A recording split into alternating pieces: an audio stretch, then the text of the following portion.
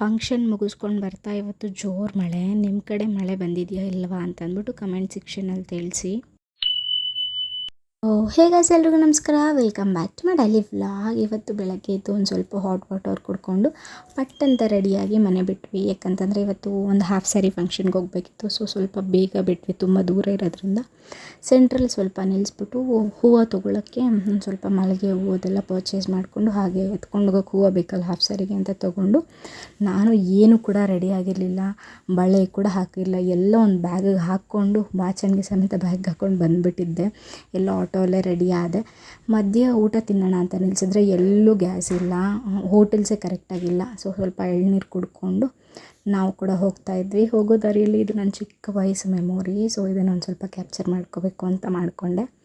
ಹಾಗೆ ಒಂದು ಸ್ವಲ್ಪ ಫ್ರೂಟ್ಸು ಬಿಸ್ಕೆಟ್ ತೊಗೊಂಡು ತಿನ್ಕೊಂಡು ನಾವು ಕೂಡ ರೀಚ್ ಆದ್ವಿ. ವೆನ್ಯೂ ರೀಚ್ ಆದಮೇಲೆ ಅಲ್ಲೊಂದು ಸ್ವಲ್ಪ ಫೋಟೋ ಶೂಟ್ಸು ಅದೆಲ್ಲ ನಡೀತಿತ್ತು. ಅದಕ್ಕೆ ಒಂದು ಸ್ವಲ್ಪ ಟೈಮ್ ಆಗೋಯಿತು. ನಾನು ಸ್ವಲ್ಪ ಬೇಗ ಬರ್ತೀನಿ ಮನೆಗೆ ಅಂದ್ಕೊಂಡೆ, ಬಟ್ ತುಂಬ ಲೇಟ್ ಆಗೋಯಿತು ಬರೋದು. ಅದೆಲ್ಲ ಫೋಟೋ ಶೂಟ್ಸ್ ಮುಗಿದ್ಮೇಲೆ ತಿರ್ಗಾ ಸೆರೆಮನಿ ಸ್ಟಾರ್ಟ್ ಆಯಿತು. ಅಲ್ಲೆಲ್ಲ ಮುಗಿಸ್ಕೊಂಡು ಊಟಕ್ಕೆ ಹೋದ್ವಿ. ತುಂಬ ಚೆನ್ನಾಗಿತ್ತು ಊಟ. ಪೂರಿ, ಬ್ರೆಡ್ ಹಲ್ವಾ ಟ್ರೈ ಮಾಡಿದೆ, ತುಂಬ ಚೆನ್ನಾಗಿತ್ತು. ಮತ್ತು ಅದೆಲ್ಲ ತಿಂದಿದ್ದಾದಮೇಲೆ ಈ ಬೊಂಬೆ ನೋಡಿದ್ವಿ. ಎಲ್ಲರೂ ಇಟ್ಕೊಂಡವ್ರು ಒಂದೊಂದು ಬೊಂಬೆ ನಾನು ಎತ್ಕೊಂಡು ಹೋಗ್ತೀನಿ ಅಂತ. ಅದನ್ನೆಲ್ಲ ಒಂದು ಸ್ವಲ್ಪ ಹೊತ್ತು ನೋಡಿಕೊಂಡು ಮನೆಗೆ ಹೊರಡೋಕ್ಕೆ ಟೈಮ್ ಆಗುತ್ತಲ್ಲ ಅಂತ ಅಂದ್ಬಿಟ್ಟು ನಾವು ಕೂಡ ಬಿಟ್ವಿ. ಯಾಕಂದರೆ ನಾಳೆ ನನಗೆ ಇಂಟರ್ನಲ್ಸ್ ಇರೋದ್ರಿಂದ ಬೇಗ ಹೋಗಬೇಕು ಅಂತ. ಅಲ್ಲೇ ಒಂದು ಸ್ವಲ್ಪ ಗೋಬಿ ಇಸ್ಕೊಂಡು ಹಾಗೆಯೇ ತಿನ್ಕೊಂಡು ಹೋಗ್ತಿದ್ವಿ.